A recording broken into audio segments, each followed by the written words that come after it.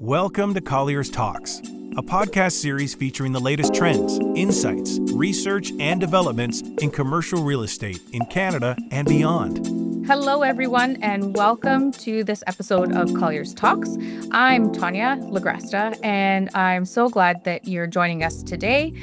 We have a really important and timely topic lined up: accessibility in the built environment, why it matters, where we're making progress, and where we still have work to do. I'm thrilled to be joined by two fantastic guests who both bring lived experience and on the ground expertise to today's conversation. First, I'm excited to introduce Matthew Shaw, head of accessible practice at Hansen Foundation. Matt was born with a degenerative deaf-blind condition and is widely recognized for his innovative approach to accessibility practice. He's been instrumental in shaping legislation, policy, solutions that create both economic and social value. Matthew works with governments, global brands, and partners to deliver accessible strategies, spaces, products, and services. And on top of that, he serves as Vice Chair of Accessibility Standards Canada and Vice Chair of Canadian Blind Hockey. Welcome, Matthew. Now, I'd also like to introduce Erin O'Hearn, Senior Property Manager at Colliers here in Toronto. Erin's been in the industry for over 15 years, and including the last 5 with Colliers, where she delivers integrated property management services with tailored strategic plans and creative solutions to maximize the value of office and retail buildings.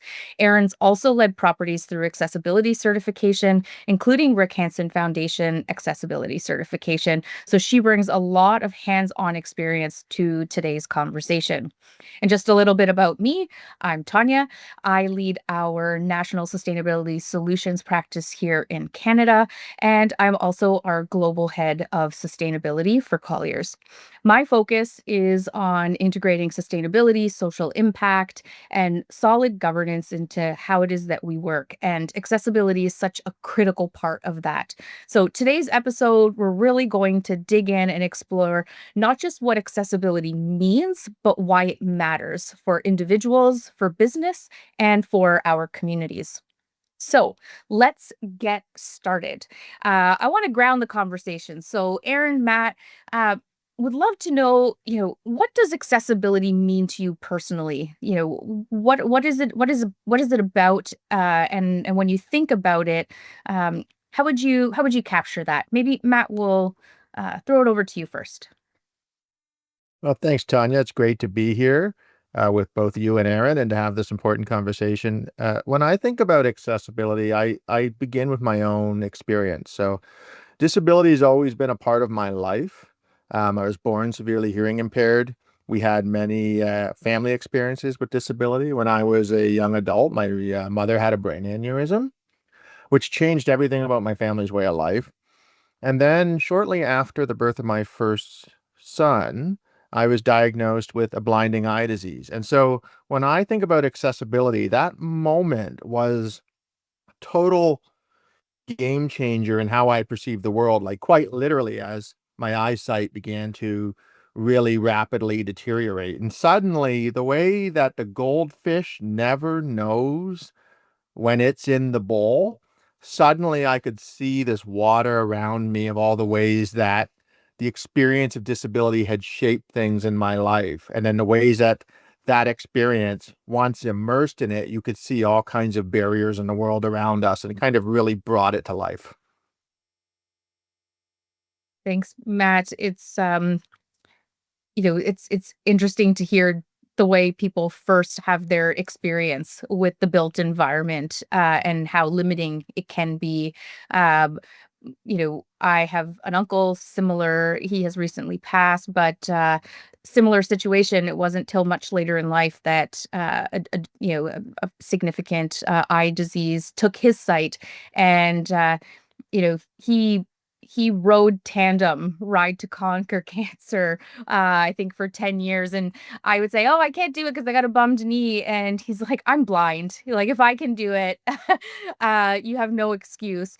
So, I think we've all been touched by those experiences, even me personally, as a mom, first trying to navigate the GO train with a stroller and my young children.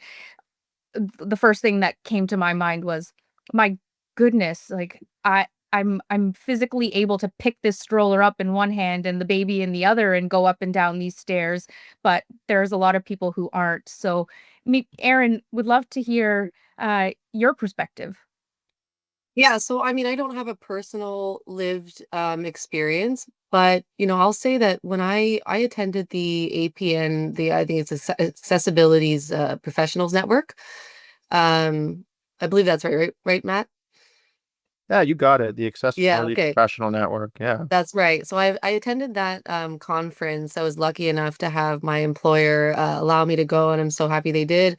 But I went to that in 2019, and I think that was for me the first time. And we heard in the conference from a lot of people that had lived experiences, and um, just hearing from those people, it really touched me. I think for me, like it has to originate from a place of empathy when we're talking about accessibility. You have to really be open to hearing, especially if you're not impacted yourself, you have to be really open and willing to hear from other people, and then take that away and see the world a little differently. I think that attending that conference really, that was the first time I think my eyes were really opened to a lot of the challenges that persons with disabilities have just navigating the world on a day-to-day basis. I think I remember that being a turning point in how I moved through the world. I had a different perspective. I started to see things a little differently, and then that obviously just kind of carried over into work and into how I see things professionally. Mm. Yeah, and it's this interesting kind of situation where we're all navigating the built environment. Some of us are thinking about it all the time because that is our personal experience, and we're limited, perhaps, by the environment that we have to navigate, and others have the privilege to not think about it all the time. Uh, and so, if we kind of take that very personal, intimate perspective, and we were to pull out and have a bigger picture conversation, right, in terms of accessibility in the built environment, like what does that actually mean in practical terms? And how should we be thinking about it beyond just the technical definition? Um, you know, Matt, Erin, over to either one of you to share your perspective. Yeah, I can go first on this one. I feel like there's two really in practical terms, there's really two pillars, right? There's compliance with the AODA, the Accessibility for Ontarians with Disabilities Act. And I think that a lot of us are aware of what some of those standards are. And then there are all sorts of considerations beyond that compliance. For me, accessibility in the built environment means not only creating but maintaining an environment where everyone, regardless of their ability, can safely and comfortably move through and navigate and use spaces with dignity. So, as it relates to what I do, that's everything from your parking lots or your underground parking garage all the way to tenant spaces. You're looking at your every single shared space. You're looking at your entrances and exits, your stairwells, your corridors, your washrooms, and your elevators. And so that's how it translates into literally everything that we're doing. Mm, Yeah, I couldn't agree more with Erin's definition. I mean, from my point of view, when we're talking about accessibility in the built environment, we're talking about the degree to which the attributes of that place or space may or may not create barriers that prevent or restrict people from using them in the way that they're intended. And especially when we're looking at that through the lens of people with disabilities. When we think of disability, we have all kinds of ideas and preconceived notions of what that is and what that looks like. But fundamentally, um, we we miss the fact that our physical abilities guide and shape how we move through spaces, and spaces that don't recognize or don't respond to just the different needs of people means that some spaces will not be accessible or usable fully to the degree that they can. The flip side of that same coin is asking the question, how useful and usable are our spaces for the people that we built them for? And then how do we better leverage our capital assets so that we are making these spaces as useful as possible to the people that we serve, so that we're answering questions like, can I get into this building? Can I move around? Can I use everything?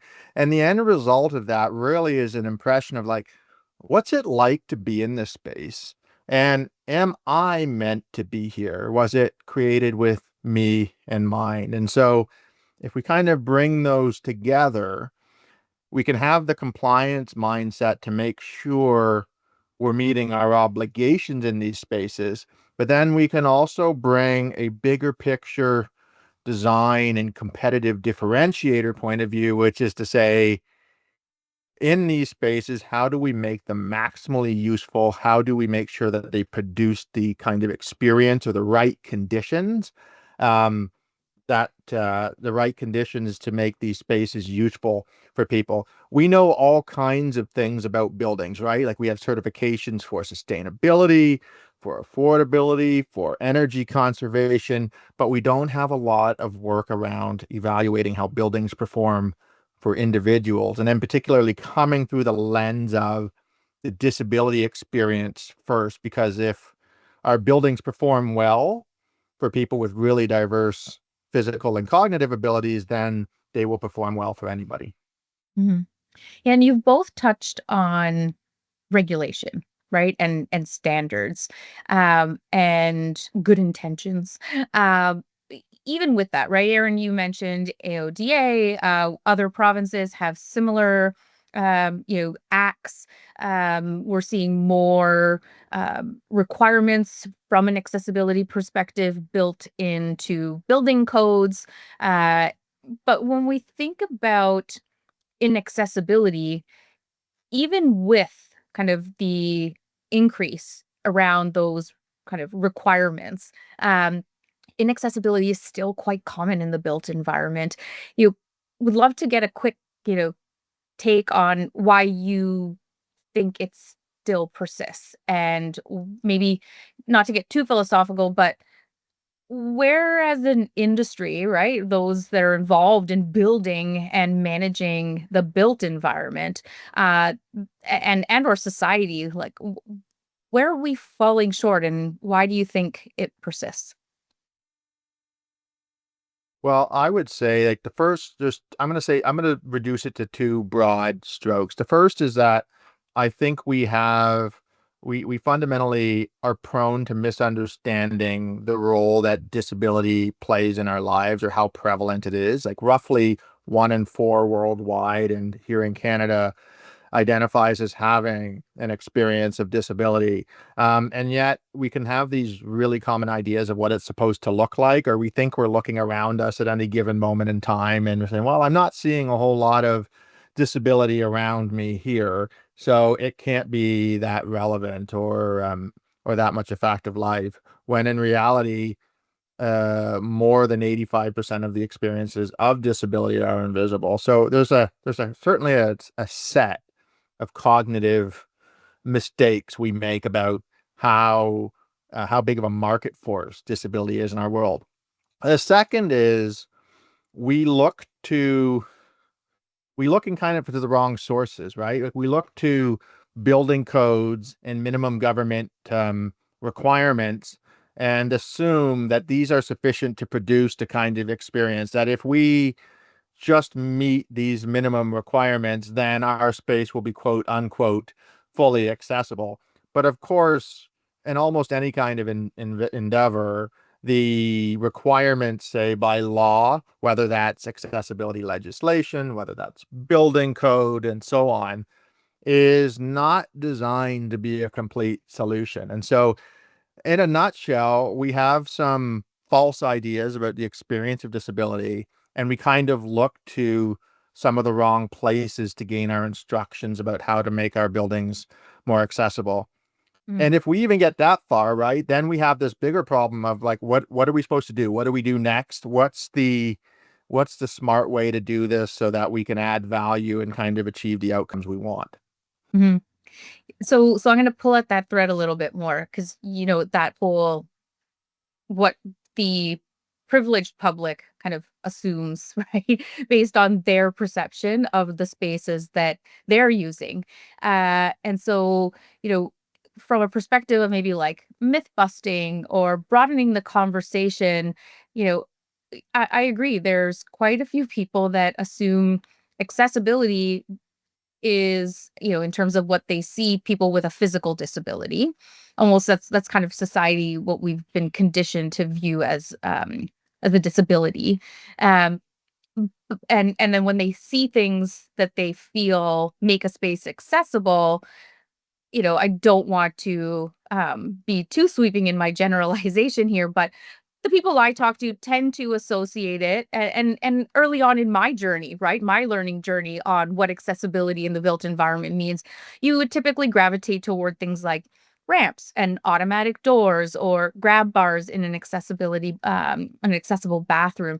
I was hoping, maybe you could help unpack some of the most common misconceptions and maybe start to help with some examples, help our listeners understand kind of the broader dimensions like sensory and cognitive accessibility.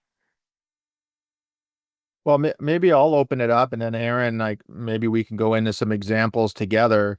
Um, I think one of the things from a kind of privilege point of view that you alluded to is we have to practice the muscle of being in spaces and then seeing them through the perspective of someone with a disability, and then being able to see how the features or the design or the aesthetics or the functionality of that space are contributing in creating barriers and removing them.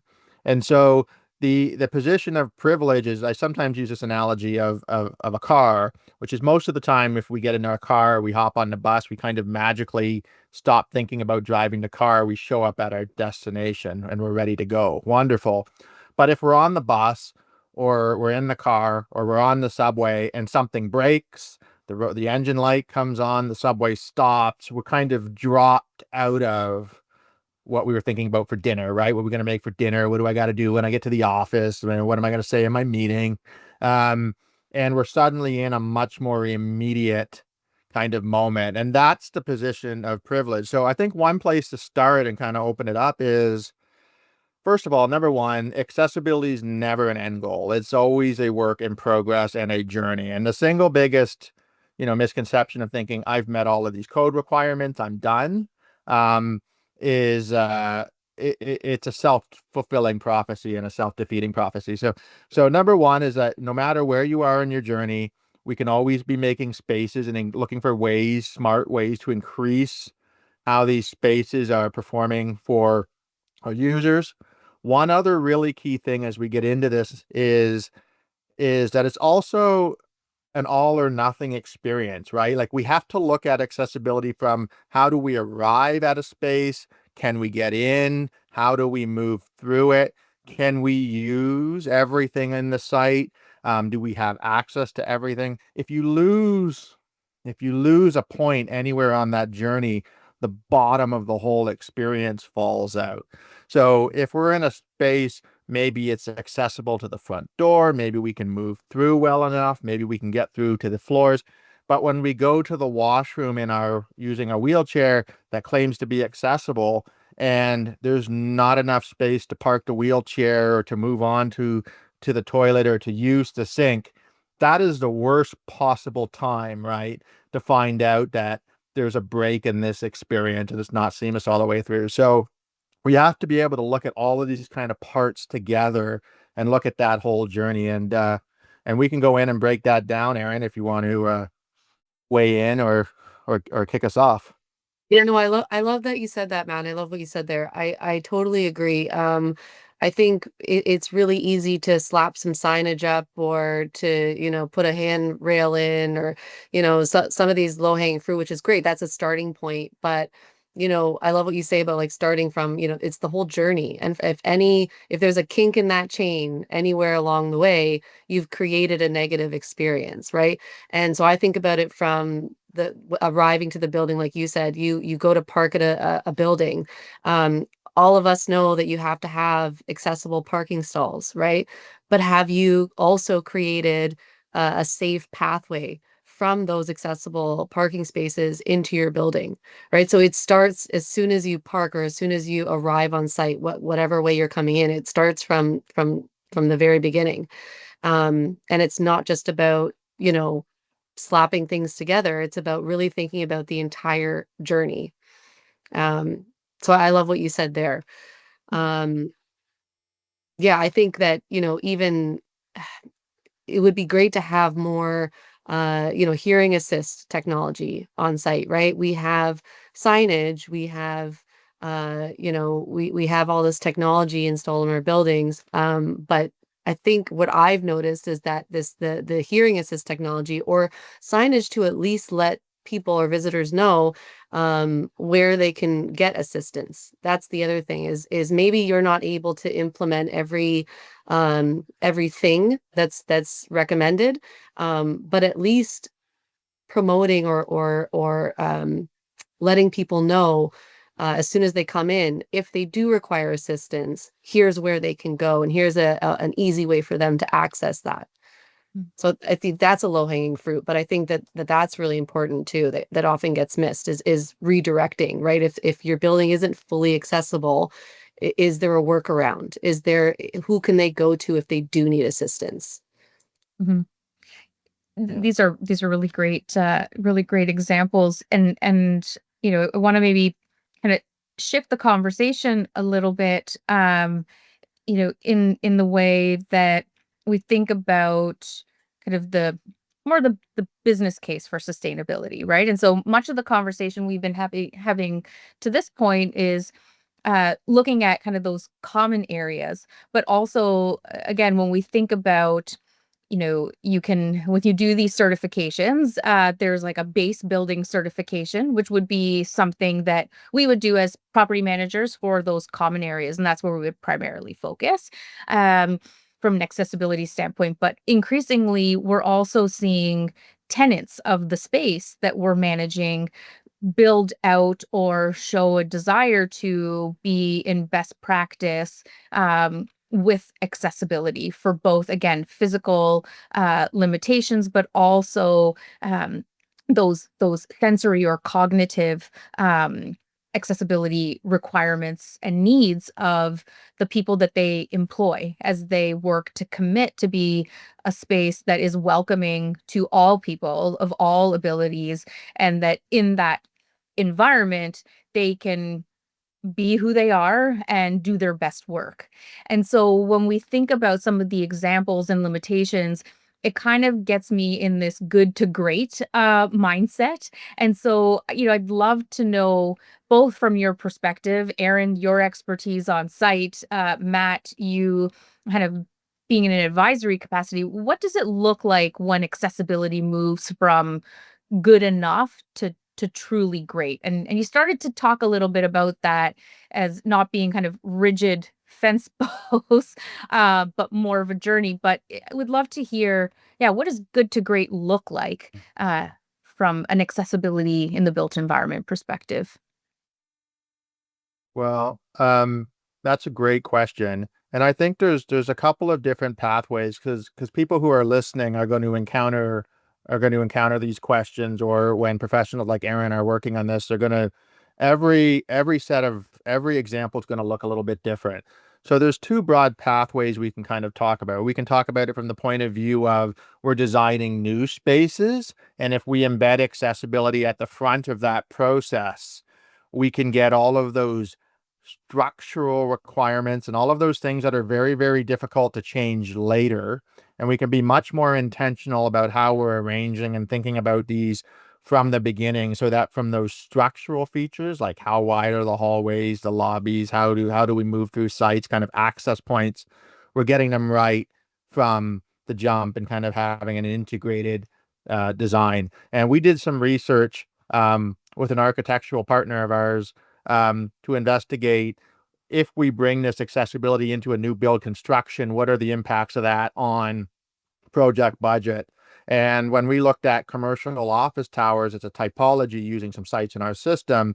The architecture team that did the analysis determined that in general we can build in uh, the highest performing accessibility features, which if you were using our certification is bringing you to an RHFAC gold level, can be done for about 1% or less of the total project cost. So that's our kind of new construction and design, those rare opportunities where we get to bring this in from the beginning. A kind of other pathway is we're in our spaces now. We want them to be better. We want to know our strengths and weaknesses. What do we do? And sometimes people get discouraged because they say, "Oh, I'm not in this. Like I have this building, and there are some things that are imperfect. What are we supposed to do?" But it is quite possible to make tremendous changes, and Erin identified a few of them. There are things like our signage and our wayfinding, taking a big picture view of when we look at our spaces and our kind of common areas and our reception areas. These are the concierge parts of our spaces, right? Where some good customer service can go a long way into the experience. So, how well are these really important pressure points made accessible? Like, do we have the right kinds of front desks? Do we have the ability to conduct transactions from a seated position? Are these very visible? Do we direct people to them? Another common, like a huge pressure point is if we're looking in washrooms, right? Like washrooms, if we're just being really descriptive, it's the place where we need to go to take care of our bodily functions. But what's a washroom really, right? When we're in a commercial tower, it's our kind of place of refuge. Maybe we've got a big meeting and we're taking a few minutes to collect ourselves and get ready. Like they're really important spaces in our building. So if we're a tenant, for example, maybe we're in an older building. Maybe the washrooms in the core stack are a little outdated or things are really tight. Then tenants are looking at and saying, okay, this is the situation we inherited, but what else can we do to add flexibility and choice? Maybe they're remodeling their tenant spaces. Maybe there is opportunity for them to put more universal and accessible washrooms within their suite, or maybe there are other tools and resources that are at their disposal. Um, that what good to great really looks like, as far as I'm concerned, is an organization that's shown its commitment to the process and has a method to look at whether I'm coming in from the public shared common areas or whether I'm moving through the space. That kind of at every step along the way I'm feeling that it's possible for me to move through things, and where there are challenges that groups are applying creative solutions um, to changing those. And sometimes those are expensive, but sometimes they're really simple. Bigger signage, better wayfinding. Just how have we arranged the furnishings in our areas and in our meeting rooms? Have we crammed a dozen more chairs into this meeting room that really only get used when the boss calls everybody in twice a year? Like maybe they can go somewhere else, so we're creating a better path of travel. Is there anything we can do to better insulate against noise from outside in our meeting rooms? Is there a lot of noise blending? Are there things we can do to mark and make doorways and pathways easier? Some of these changes are only a coat of paint, right? Mhm. So there's lots of things we can do, and as long as we don't get trapped into, well, I didn't design and build this place, and we're not so great, therefore there's nothing we can do. That's one of the most common barriers. Mhm. Yeah, and those are so great. You're so great, Matt. uh, one of the things that we do here at Colliers and on my team is, accessibility audits. And we come in and we work with our team members out at the property level, like Erin, and really that is the intention. It's to get an understanding and like forcibly almost look at that environment through this accessibility lens using again, gold standard practices like Rick Hansen. And again, it's not that we're trying to push the property to rack up in 1 year a massive price tag, but it's more the same way we do decarbonization planning, and you kind of look at this multi-year, sometimes even multi-decade plan, and you plan accordingly and you budget accordingly, to get to that destination. We've really embraced something that's worked for us on the environmental performance side and said we really need to be doing something about this on the accessibility side. And Erin, I'd love for you to maybe talk about kind of that business case and how you've worked to build out that business case, and maybe myth bust the fact that, to Matt's point, everything comes with a really heavy price tag or a really complicated work plan. Would be great to hear some examples from you on how you've um, been able to implement.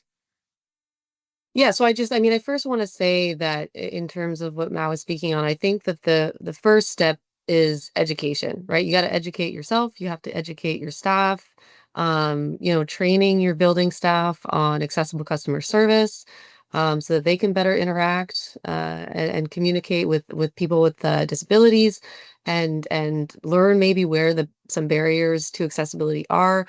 I just think education is the first piece, and I think we're talking about planning. I just think that you've got to start with educating yourself, and like you said, Tonya, doing those accessibility audits. I mean, that really is the first step. You don't know what you don't know, so until you do those audits, you really don't know sometimes where the gaps are.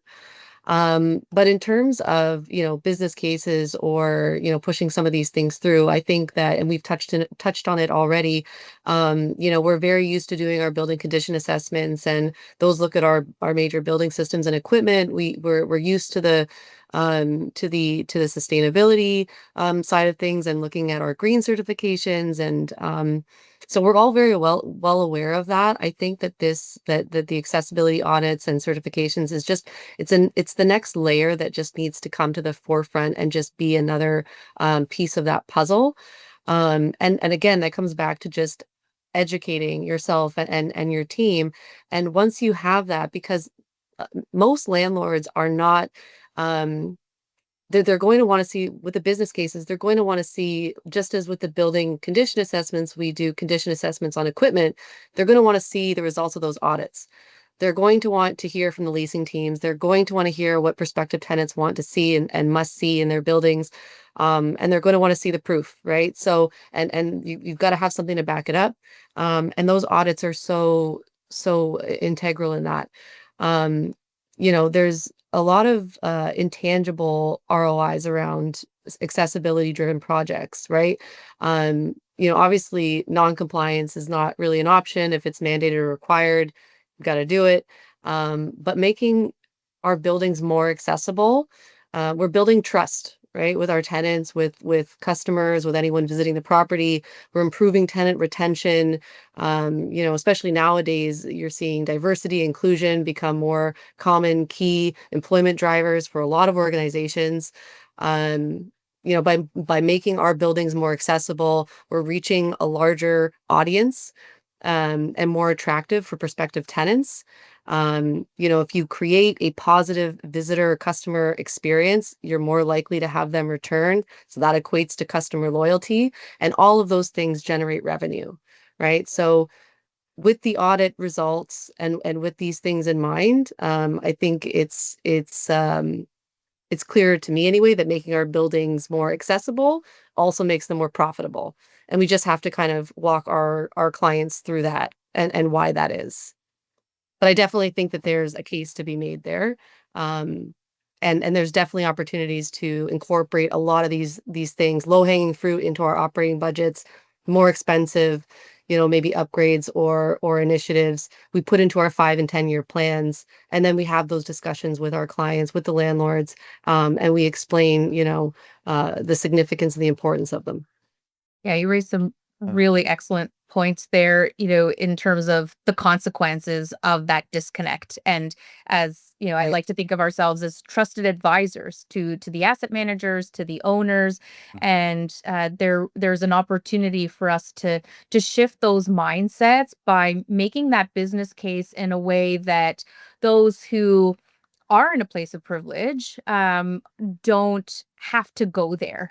Um, on my side, and I'd be keen to know if this has shown up in any of your conversations, Erin, but I remember working with an asset manager and a property team where they had a mixed use, some light industrial properties on the complex as well as some office. And, we really desirable location, great kind of street view for a brand, and big brands were coming. They wanted that location, but those big brands have really strong commitments to their people to be accessible, to be inclusive.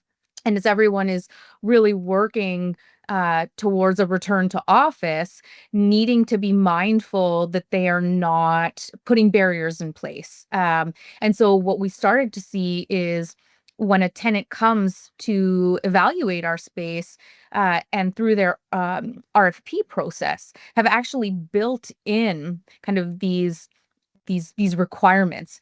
And oftentimes I hear like, what's the premium of doing the sustainability stuff? And is there a green premium? Is there a social premium?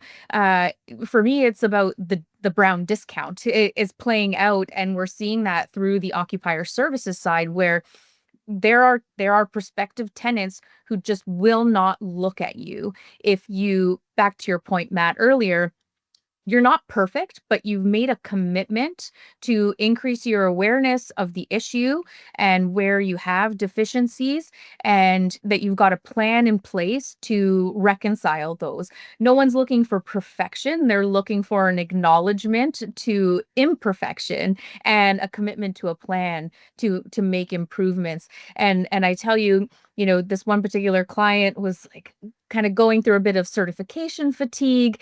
But when we pointed out what their customers' expectation was, it was, how quick can you do the audit and how quick can you start to pull together an improvement plan that we could bring to that prospective tenant so that we can earn their business and keep them there. So it's been, you know, incredible to see the shift in those conversations and the realization of how important this is, not only because it's the right thing to do, um, but because it makes really good business sense.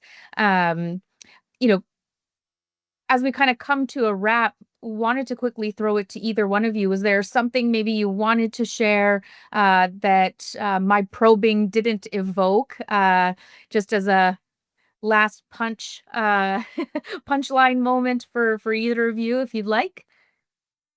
Well, sure. I'll just respond to what both you and Erin were saying just a moment ago, which is I think you hit the nail on the head. Is at the end of the day, this is about offering the best product and service to the client, right? And preparing them for success. I mean, at nearly every country in the Western world is an aging population. Nearly every country in the Western world is seeing an increase in accessibility legislation and minimum standards. So instead of adopting a let's chase the minimum, and we're always kind of on the rear foot, is this can provide a standardized approach to, hey, how do we make the kind of smartest investments in our properties as we can, do it at the same time that we're doing our other capital retrofitting, planning and buildings. And we can, by knowing the strengths and weaknesses in our space, we can extend or put in a 5 or 10 year plan to implement and to update these so that when we're, when a space is, when someone is considering a space, that we're kind of ahead of the game. And we did some other research last year to look at retrofit costs, for example, and analyzing some commercial towers that were in our portfolio for the Rick Hansen Foundation Accessibility Certification. The researchers just determined that the percentage of the total replacement cost to achieve an RHFAC Gold rating using our rating system was a 0.5 percentage point of the overall average life cycle retrofit costs. And so, once we get into matters of scale, this becomes a tool to really make smart decisions and position the properties to kind of meet the changing needs of the market. Thank you.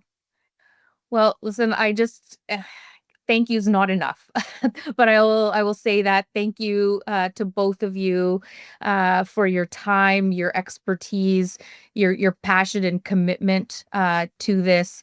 This has been such a valuable conversation. I'm confident our listeners will walk away with new insights and perspective and hopefully some inspiration to think differently and have different conversations about the spaces they own, the spaces they manage, or even just walk through every day. Thanks to everyone listening to Colliers Talks. We would encourage you to share this with your networks because this is a conversation that really does need to keep going. Accessibility and an accessible built environment is something that will impact all of us at some point in our lives. And we all have an opportunity and a role to play in building and designing and advocating for the types of spaces that as a community we all need. So until next time, I'm Tonya. Thank you for joining. Look forward to hearing any feedback or comments from the audience. Have a good day. Thanks for listening to Colliers Talks podcast. To learn more about Colliers Canada, our experts, and our solutions, visit collierscanada.com or find us on LinkedIn, Twitter, and Facebook.